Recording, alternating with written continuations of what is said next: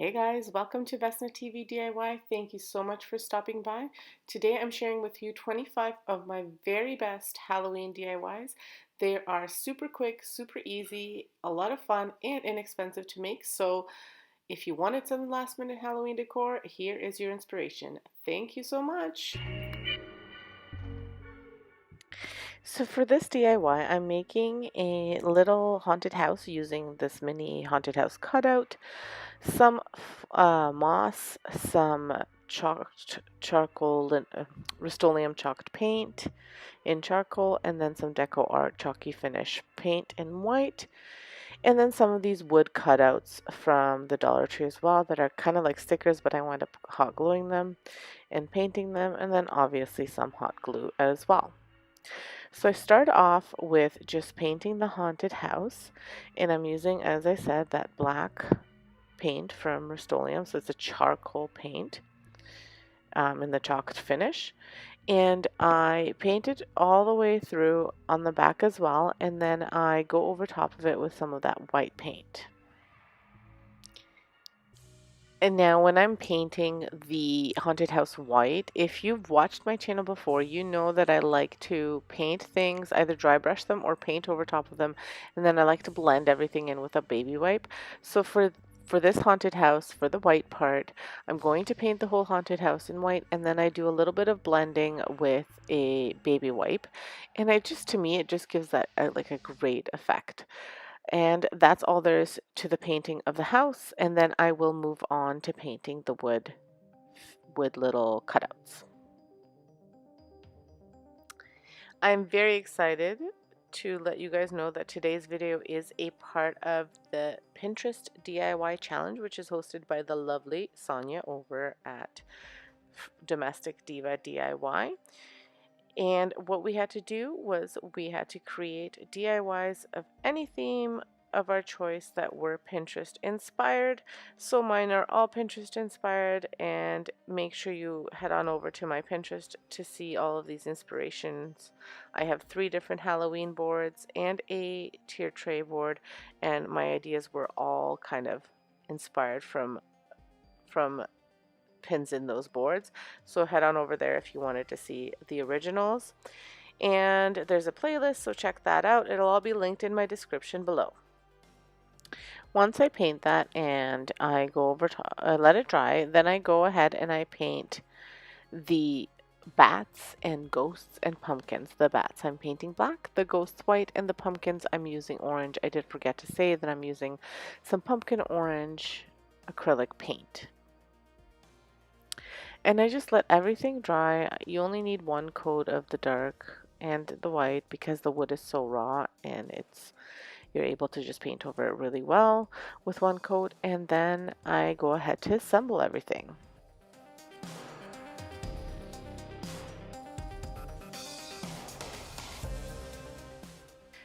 So really, I just sort of just put any of the shapes wherever I think they would fit best. I'm kind of wanting the ghost to be peeking out through some of the windows as well as around the house, and then I add the bats as well. I thought I was going to add that skeleton head, but decided, yeah, I don't like that.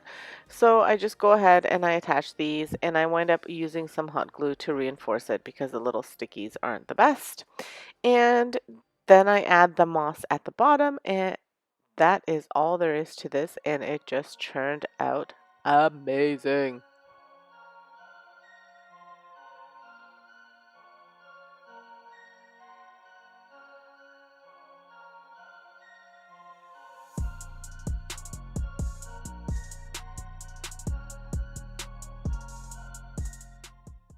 So here I have just this wood plank, which has like a little bit of an indent. It almost looks kind of like a square from a canvas if you were to take a canvas off, just very small. And I'm going to use it for the next DIY, and I am making kind of like a shadow box. So I'm actually using the inside of it versus the outside. And I'm going to create like a Halloween scene, which I thought was really cute. Um, Pinterest is full of fantastic ideas. So I'm using this. I happened to find it at the Dollar Tree. I haven't seen them really ever, so this was the first time. But if you can't find something like this, you could easily make this with just a piece of a square block. Now it could be from one of those signs if you cut it off, or sometimes they do have little squares, wood squares that you can buy, and some tumble blocks, and you can make this super easy.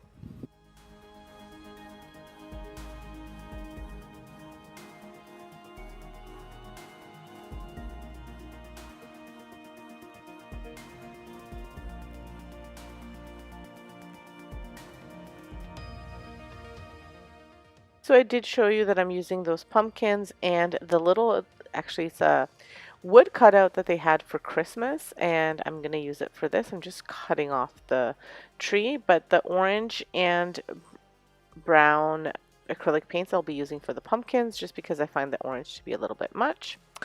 But before I do any of that, I am doing the inside of this box, shadow box or plank, whatever you want to call it, and I am painting it in just a black paint. I happen to be using my Rust-Oleum charcoal paint, but you could use acrylic paint. I'm just using that because I have it on hand and I had it out for the other project, so I thought I would just continue on with it.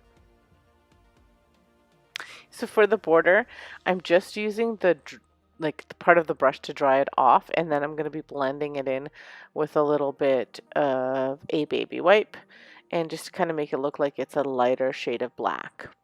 And then I go ahead, as I mentioned, to cut off the Christmas tree just to give me a little pickup truck that's going to be actually holding some large jack-o'-lanterns versus the Christmas tree. And I do have to paint out the truck, and I'm painting him out in like a combination of orange and black. So I will have all of these displayed on a tray for you at the very end.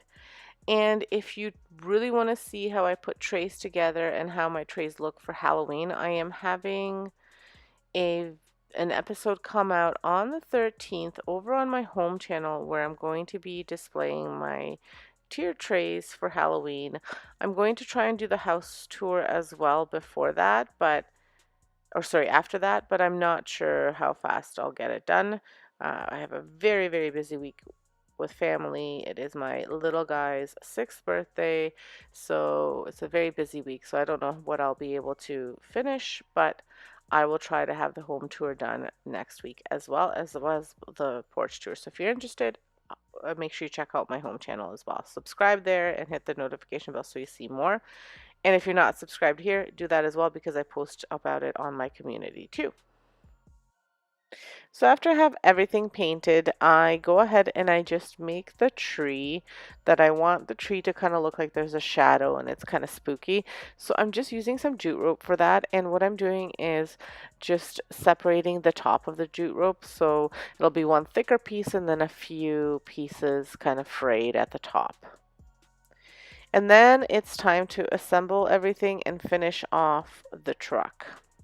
I wind up painting like a moon and some clouds at the top in white, and then I hot glue everything down, and then I just add little touches to the truck and to where they're needed just so that it gives me the look that I am going for. And this is super easy and super fun to do, and if you have a Cricut, you could even cut out these shapes and paint them in, whatever you'd like. And if you can't find the same thing, if you can't find the little truck, you could always use those rubber ornaments that they have at Christmas time, or you could just cut out a truck from cardboard and or cardstock and then just paint it out. Really super easy to do, and the options that are there if you can't find stuff at the Dollar Tree, because I know with ours it's like a hit and miss. If I go back now, I won't ever see these again for the rest of the season, and I happened to just run across them in August.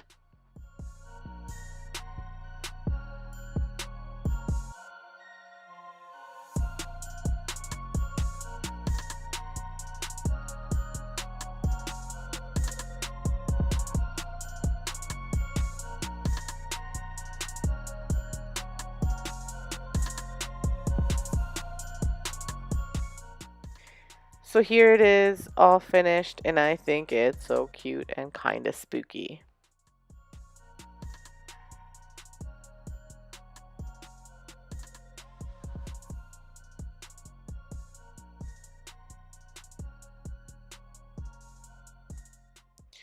So another even more simple DIY and very cute.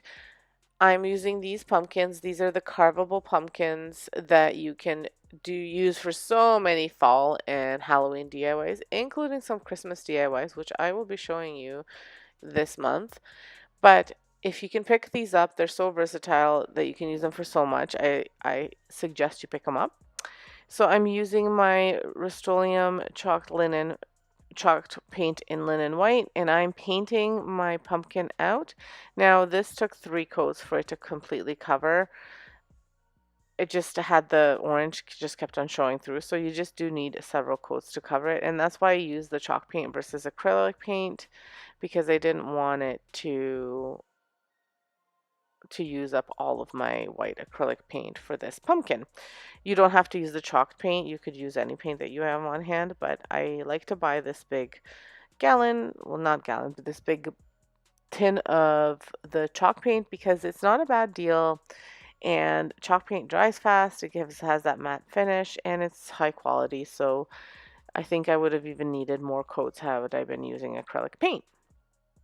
And so all I'm doing with this is I'm painting the pumpkin black, painting the pumpkin white, and I'm painting the stem black, and then I'm using my Cricut to cut out a crow. I got the image off of Cricut Design Space. I just put crow and it was a free image, and then I put the stencil on and I painted in, and that's all there is to it. If you can freehand draw a crow, I tried to do that. It didn't work out for me. So I wound up using my Cricut, but if you can do it, by all means do it. Or if you have like a cutout or anything, or if you can even find an image online and print it and then cut it out and then trace it around and paint it in there, whatever, depending on your abilities. So the only thing to keep in mind if you are using vinyl as your stencil for this is you want to make sure that when you put the crow stencil on, that you're either pushing it down when you're painting or dabbing it really lightly, but you still have to make sure that it's sticking to your pumpkin really well, because the pumpkin is textured and bumpy and it can leak, so you just have to be careful. And then also your vinyl will likely rip off some paint, so you got to go back and put more paint on, or if you cover it in Mod Podge, it probably won't rip the paint off. But just some tips. So here it is all finished. Again, super simple, but it'll look amazing in the tier tray.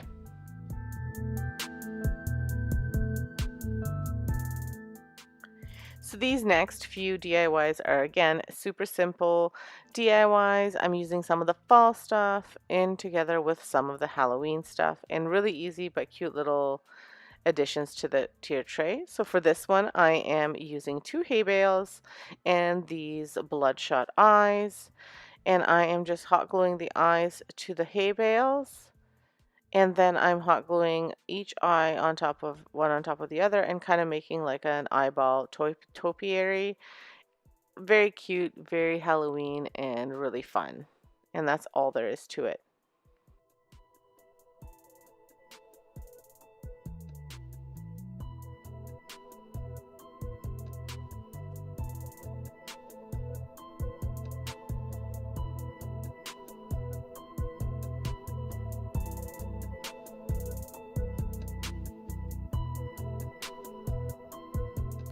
So that's it, and here it is. I love it. I think it's cute and very Halloween.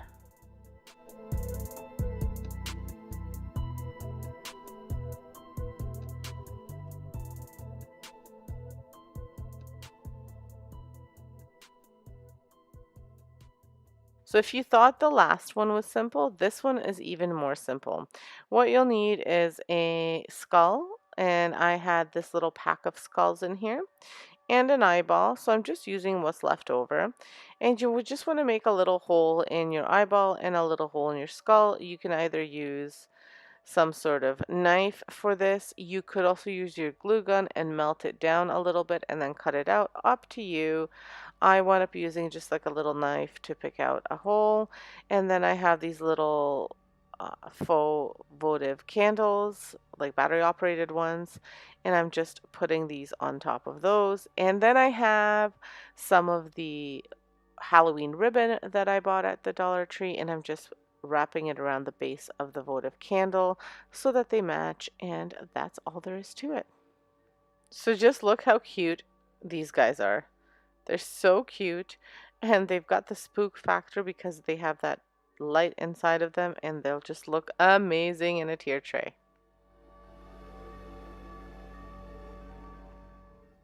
So I'm back to the hay bales. I love these hay bales. I'm so excited that they came around this year. I've done so much with them for fall and now into Halloween, and I may wind up using them even for Christmas, who knows. But I am just hot gluing a whole bunch together to try and make kind of like a stack of hay like you would have at the farm. And then I will be using those skulls that you saw in the previous DIY, and I'm going to be making kind of like a skull topiary type of thing on top of these hay bales. Really easy, really fun. Now the inspiration was with pumpkins, but I've decided to do skulls, and I've done that a few times throughout this video where my inspiration was a little bit different, but it was my inspiration, and that's where my creativity came in. And I hot glue these together, and then I hot glue the skulls one on top of the other, and again, that's all there is to this one. Again, another really easy one, not too difficult this time around, but still super cute.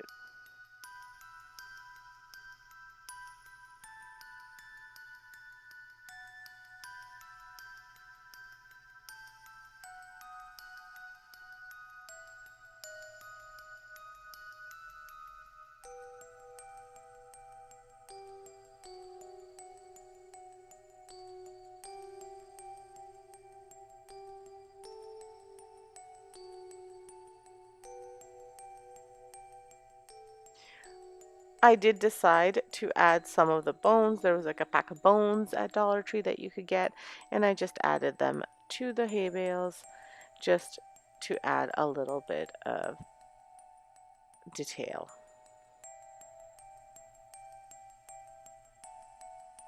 And since I had a bag of bones, I decided to do a stack of bones. And I mean, what's more spookier than a stack of bones on Halloween? So I'm just making kind of a random stack of bones. I'm putting 3 horizontally and then 2 vertically, and then I continue adding as I see fit. And I make my stack of bones. I actually put 3 vertically, not 2 vertically. But anyway, I just continue to do this until I get the height that I was looking for. It just like another cute thing to add to your tray. I'm always looking at different little fillers and different things that you can put in trays, and I thought this was perfect. If you think this is too simple and you're not liking the color of the bones, you could always paint them a different color to make them maybe look a little bit more realistic, but I really liked the kind of dirty, yellowy white kind of color of these bones and skulls and all that, so I left them as they are. To me, they kind of look rustic and more zombie-like, I don't know.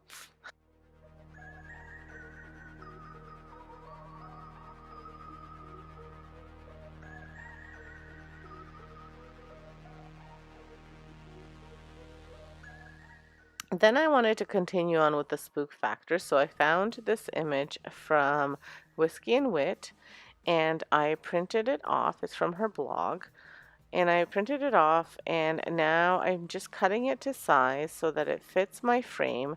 And the frame is a picture frame from the Dollar Tree. I thought about adding bones because I had some extra ones around the frame, but I didn't like the way that looked, so I'm just keeping the plain very simple.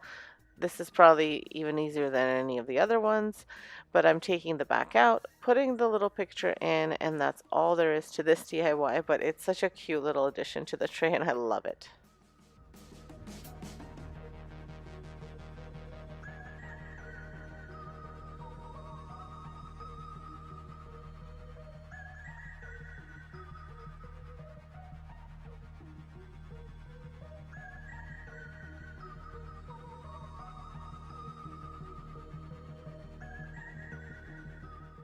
And to go with the Hocus Pocus Broom Company, we need some brooms. So I am making brooms using some of those leftover bones. And I'm just choosing a few different sizes, and then I am using some jute rope for the bottom part of the broom, and I'm hot gluing it, and then I'm also wrapping around some jute rope at the